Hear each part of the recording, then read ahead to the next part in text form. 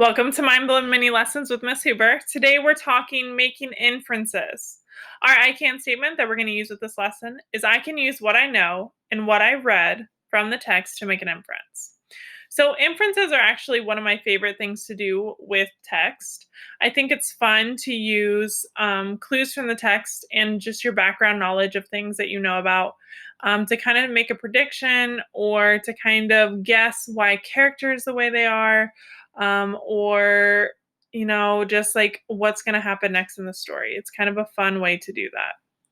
So, making inferences, we are actually going to incorporate a little bit of math today. The inference equation, we're going to call it. We're going to use clues from the text or text clues. So, what does the text say?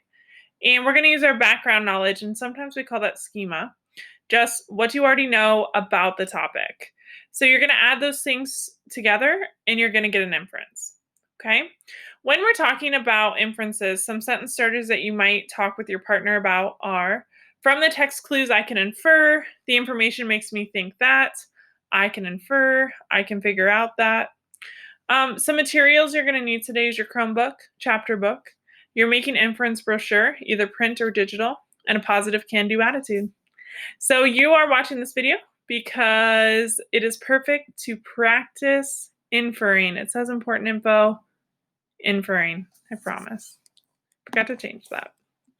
All right, let's take a look at an example. So I got this from like one of the coolest books I've ordered in a while. It's called 100 100 Women Who Made History. I tried to combine that all into one word. So if you're interested in this one, come see me. It's an awesome book. And I just took a little quote from that book about Emily Dickinson, who's a writer. And I'm going to read through that, and then I'm going to kind of model and do a think aloud on how I'm going to make an inference based on that information. So the text said, family life. Born in 1830 into a well-known family from Massachusetts, Emily Dickinson enjoyed a lively childhood. Sensitive and intelligent, she was adored by her two siblings. But her relationship with her mother was frosty, and her father could be controlling. So I'm going to go ahead and exit out of this so I can type.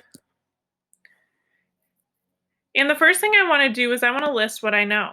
So here are some things that I know. I know Emily was a poet and a writer.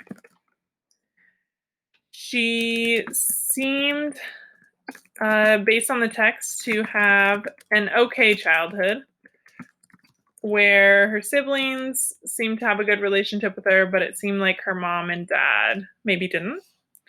So based on those two things, what I know and what I found out from the text, I'm going to infer this.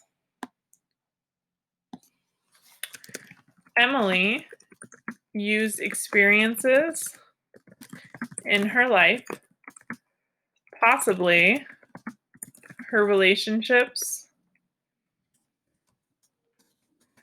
with her family,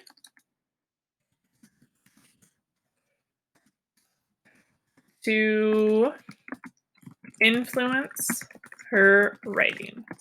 Okay, so I just kind of listed and talked through what I knew about Emily Dickinson, what the text told me, and I combined those together to make an inference. I think that, like most writers, she used her experiences in her life to help her create these really cool poems and stories.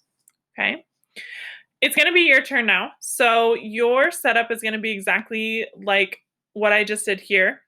Your brochure is going to say the text said, so you're going to find a quote from your chapter book. You're going to write down what you know. Either that's from the text, what the text is telling you, or from your brain, what do you know about whatever your quote goes along with. And then you're going to write what your inference is. Okay? So inferring, there's really not a right or wrong answer, but you need to kind of be a detective almost and figure out what you know, what the text is telling you, and combine that all together. Come see me if you need help, and happy inferring.